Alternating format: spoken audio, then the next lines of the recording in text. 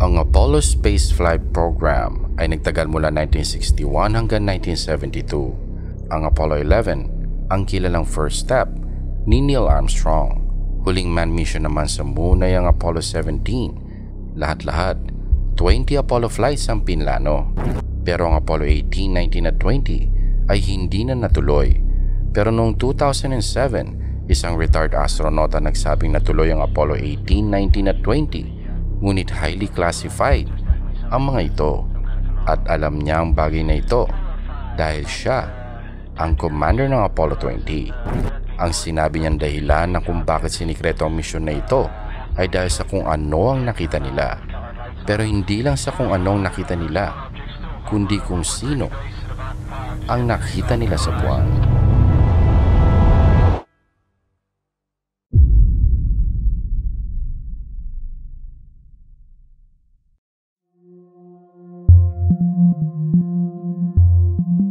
Ang pangunahing pakay ng Apollo Spaceflight Program ay makapaglapag ng unang tao sa buwan. Nagawa nila ito noong July 20, 1969 kung saan sinabi ni Neil Armstrong ang mga katagang That's one small step for man. Ang Apollo 12 ay tagumpay din sa paglapag sa buwan. Apollo 13, kinakailangang i-abort pagkatapos sabihin ni Tom Hanks, Houston, we have a problem.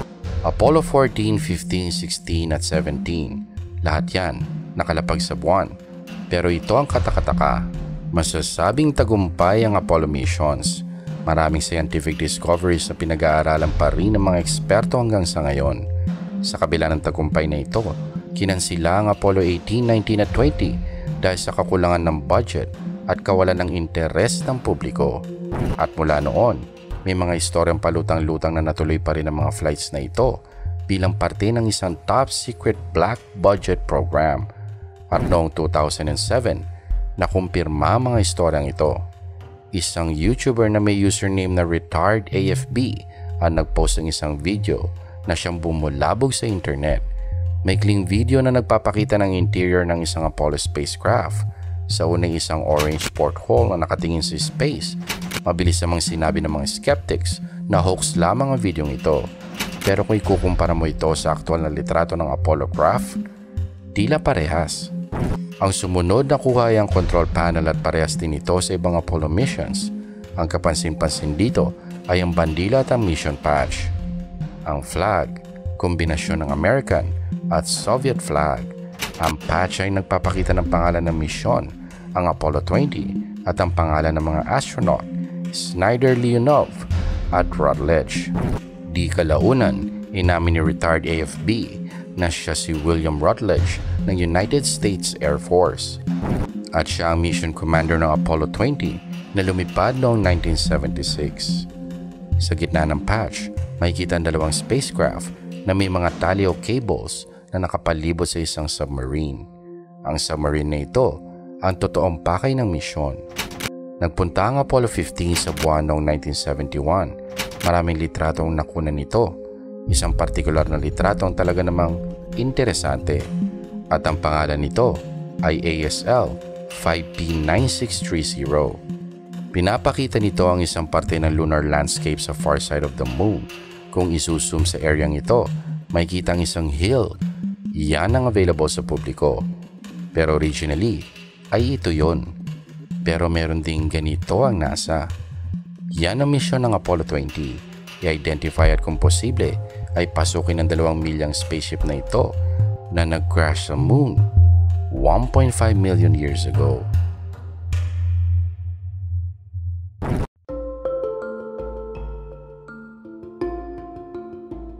Sa paglipas ng panahon, naglabas pa ng ilang litrato at videos online si Commander Rutledge. Naglabas din siya ng ilang parte ng kanyang journal, nagbigay ng mas maraming background tungkol sa moon mission na ito. 1971, kinontak ng Soviet Academy of Science si President Richard Nixon para sa isang proposal. May mga litrato ang Russians ng spacecraft mula sa surface. May mga litrato din sila ng mga tila syudad, ngunit wala silang teknolohiya para mapuntahan ang site. At ang Amerika, meron. Pagkatapos ng tagumpay ng Apollo-Soyuz, ang unang US-USSR joint mission, nagpropose muli ang Soviets ng isa pang misyon. Sasamahan ng isang cosmonaut, commander ng Soyuz na si Alexei Leonov, ang 2 American astronaut papunta sa alien crash site. Si Leonov, Rutledge at Leona Snyder na siyang magsisilbing piloto. Gabi ng August 16, 1976, isang Saturn V rocket ang nilaunch para sa pinakaimportante at pinakasikretong space mission sa ating history.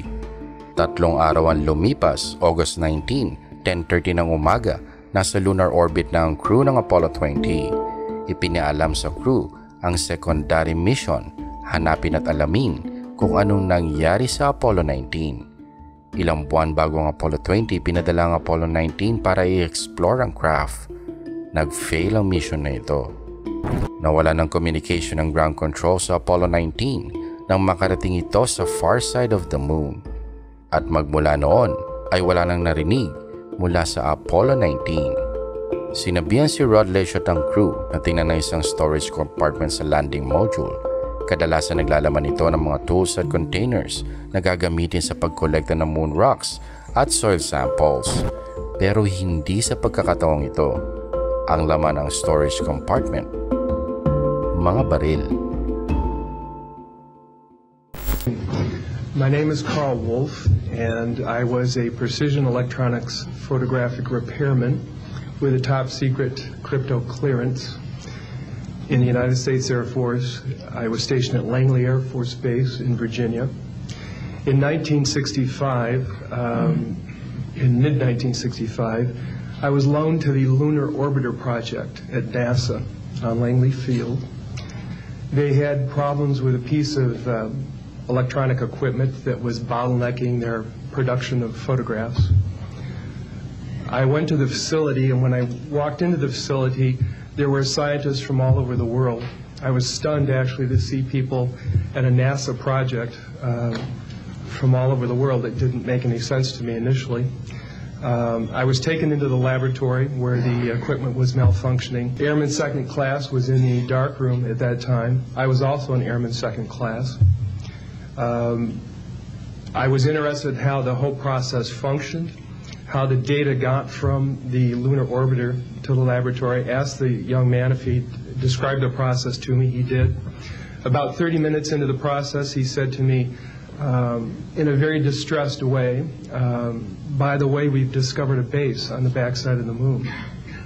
And then he proceeded to put photographs down in front of me, and clearly in these photographs were structures, mushroom-shaped buildings, spherical buildings, and towers. I worked there for 3 more days, and I remember going home and naively thinking, I can't wait to hear about this on the evening news. And here it is, more than 30 years later, and I hope we hear about it tonight. And I will testify under oath before Congress. Tahimik lamang si Rutledge at Leonov habang papalapit sila sa ancient alien ship mula sa landing site. Magkahalong pagtataka at takot daw ang naramdaman ni Rutledge. Nang makita ang hull ng ship ay mukhang isang maliit na bundok ito. Habang palapit ng palapit ay napapatingala sila sa laki ng ship. Nang nasa anino na sila ng craft ay mahirap nang masabi kung gaano talaga ito kalaki. Hindi sila sigurado sa stability ng ground kaya hinintunan nilang rover 800 feet mula sa craft. Kailangan na nila itong lakarin. Lagpas 300 feet ang ship, sing laki na isang football field, sing taas ang 30-story building at tila walang katapusan ang haba nito. Una nilang napansin ay kung gaano nakatagal ang craft na ito. Andito na ito sa loob ng lagpas 1 bilyong taon, kaya't mukhang parte na ito ng landscape ng buwan. Nababalutan ito ng moon dust, powder ng dahilan kung bakit halos kulay gray ang lahat ng nasa buwan. Isang indikasyon din na matagal na ito ay ang mga ancient meteorite impact na makikita sa katawan ng ship. Hindi sila nahirapang pasukin ang alien ship para kasing kinlear ang area ng isang heavy equipment kahit wala naman silang nakitang anumang machinery sa site. Ang katawan ng ship ay nababalot ng impacts, kakaibang mga shapes at markings, pero ang interior walls ay makinis. Puno ng lunar soil ang ship, hindi sila nakatapak sa metal floor ng ship. Sa layong 60 feet, may pattern sa lunar soil na nagsasabing may dumaloy na kung anumang fluid doon. Inutusan silang kumuha ng samples pero ang kaya lang nilang kunin ay mga dust at soil sa lapag. ni hindi kasi kayang gasgasan ng kanilang mga dalang equipment ang kahit anong parte ng ship. Pero may kakaibang property ang pader ng ship. Gravity. May gravitational field silang nararamdaman na nagmumula sa mga pader. Napansin din nilang mas malakas ang gravity sa loob ng ship. Alam na natin kailangan ng gravity sa isang interstellar travel. Sinundan ni Rutledge at Leonov ang daan. Dinala sila nito sa upper floor. Sa isang malawak na daan may malaking chamber. Doon may nakita sila. Bagay na inaasahan nila. Ngunit ikinagulat pa rin nila. Signs of life. Sa madilim na chamber tila gumagalaw ang mga walls. Dito magaspang ang pader. Nang lumapit si Rutledge at Leonov, nakakita sila ng tila mga halaman tuyong purple vines 100 feet ang taas sa mga walls. Sa ilalim ng mga halaman may mga trays. Kumukolekta ito ng malagkit na dilaw na liquid. Sa pag-iinspeksyon, nakita nilang gold ito at phosphorescent. Sa wakas ay may makukuha silang sample mula sa ship. 2 litro ang kinuha nila. Tinawag nila itong golden tears. Nawala sa isip nilang bukas pala ang kanilang komunikasyon. Mula sa lunar orbit, nagsalita si Leona. Sinabihan sila na gusto ng ground control na bumalik na sila sa rover. Habang pabalik, nakita nila na may tila tracks sa ground. Tracks ng isang rover, pero hindi nanggaling sa kanilang rover. Rover seems to orbit her.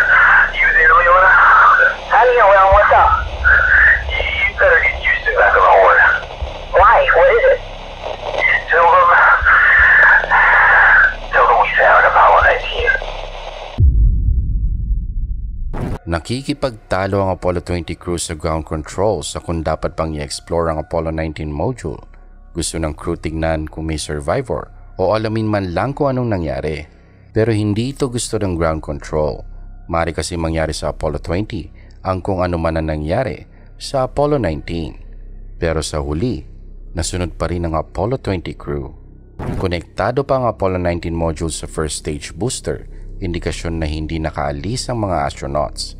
Umaasa si Rutledge na may buhay pang astronaut, maaaring nasa loob ng ship. Pero sa totoo lang, alam niyang 3 patay na astronaut ang kanya makikita.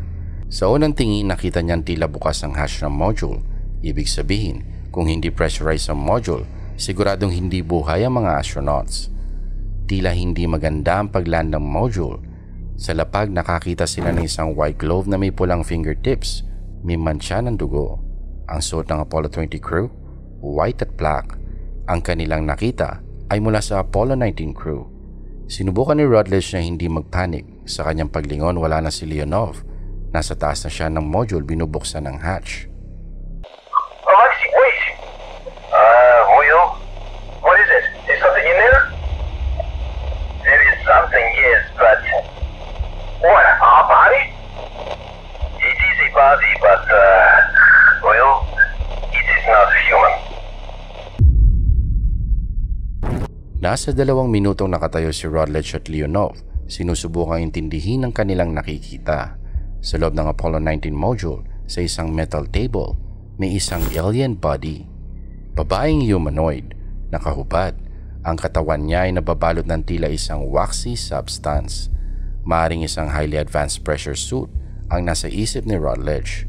Nasa 5.5 feet ang taas, 2 kamay, 2 paa, parang tao.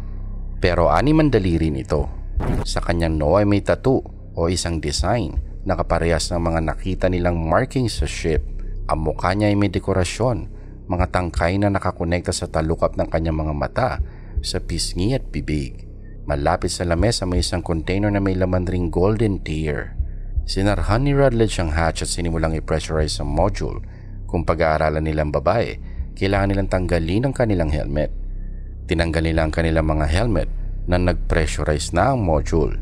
Inaasahan nilang amoy nabubulok ang lugar, pero may tila parang aroma ng almonds ang kanilang naaamoy. Biochemist si Leona, kaya lang nasa kabilang side siya ng moon. Kailangan nila itong antayin makabalik bago ito makatulong sa kanila. Walang pulso ang babaeng alien. Ginamitan ito ng stethoscope ni Rutledge.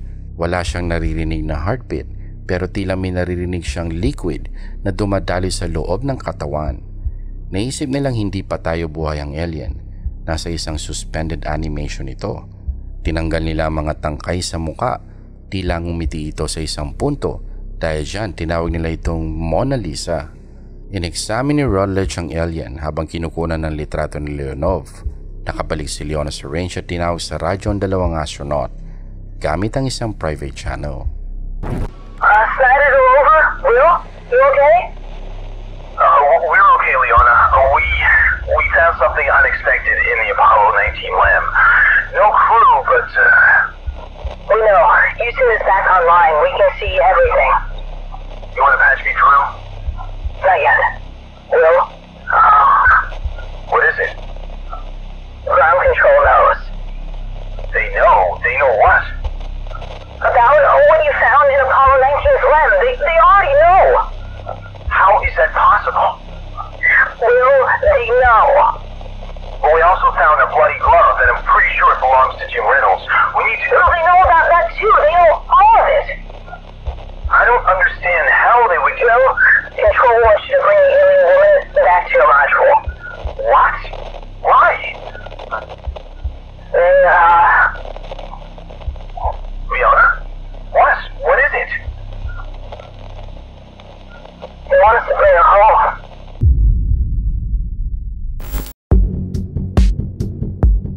Isa sa pinakakakaibang urban legend ang Apollo 20 nang nag-post sa YouTube si retired AFB aka Commander William Rutledge ng mga Apollo 20 videos na bulabog ang internet. Kapani-paniwala kasi ang video. Pero totoo ba ito? Sorry to disappoint pero hindi totoo ang video. Marami ng articles sa internet na nag-debunk ng video ito pero hindi na natin iisa-isahin yan. May umamin na kasi sa kung sino ang gumawa ng video. Ang video ay gawa ng isang French artist, si Thierry Spet. Parte ito ng isang science fiction film project na kanyang ginagawa. Kombinasyon ng practical effects sa 3D ang gamit niya sa videos. Ang pumuko talaga sa atensyon ng mga tao ay ang control panel at ang alien na babae. Kapani-paniwala kasi ang pagkakagawa nito. Pero may mga videos din siya na konektado sa proyektong ito at hindi lahat maganda ang pagkakagawa. Kahit inamin na ito ni Spet, inabot ng halos 9 na taon bago may naglakas loob na tanungin siya tungkol dito. Isang interview ni Chad Baxter noong 2016. Ang istoryang ito ay pinaghalo-halong bersyon ng Apollo 20 urban legends sa internet na hinalo sa nobelang isinulat mismo ni Spet. Sa istorya ni Spet, nagising ang babaeng alien habang ina-examine at inatake si Rutledge. At ang Golden Tears, may medicinal properties. May cancer si Leonov. Ininom niya ang liquid at napagaling siya nito. Kilalang cosmonaut si Alexei Leonov kaya pinalitan ni Spet ang kanyang pangalan sa nobela. Si Leona at Rutledge nagkaroon ng relasyon sa space at nagpakasal di kalaunan. Uminom din sila ng Golden Tear na siya nagpabaga sa kanilang pagtanda. Ang dugo ang gloves sa istorya? Well, yung mga halaman sa loob ng ship, kinain ng crew ng Apollo 19. Sa kabila ng pag-amin ni Spet sa paggawa ng video, may makikita kang ilang interview ng sinasabing totoong William Rutledge at ang mga interviews na yan ang dahilan ng paglago ng istoryang ito. At sa kalagitnaan ng interview kay Spet, ipinakita niya ang maskara ng alien na babae. Parehas talaga ito. Pero bakit kaya maraming naniniwala sa istoryang ito sa loob ng maraming taon? Kasalanan niyan ng American government. Totoong may 3 Apollo missions na ang pinlano. Na-cancel ito dahil sa kakulangan ng funding at kawalan ng interes ng publiko. Nakakalungkot yan kung iisipin. Tagumpay ang Apollo 17. Space exploration sana ang naging prioridad ng US at ng Soviet pero pinili nilang giyera sa Vietnam. $1 trillion ang nagastos sa giyerang yan sa pera natin ngayon. Noong 2002, ang budget ng NASA ay nasa $22 billion. Bumaba ng 90% kumpara noong 1970s. Pero ang United States Department of Defense may $722 billion na budget. Hindi pa kasama ang black budget dyan. Yan talaga ang dahilan ng pagtigil ng Apollo project. Tinalo na kasi ng US ang Soviet sa buwan. At yan lang ang misyon. Hindi exploration, hindi research, hindi siyensya, kundi kompetisyon lamang. Kaya't sana'y magpadala pa ng mas maraming moon missions ang China Sana'y makakita pa sila ng mas maraming helium-3 at iba pang importanteng resources. Sana'y yan ang maging dahilan para bumalik ang focus ng US sa space at maalis ang focus ng China sa ating karagatan at mga isla. Huwag kalimutan mag-like at mag-subscribe sa Random Pinas.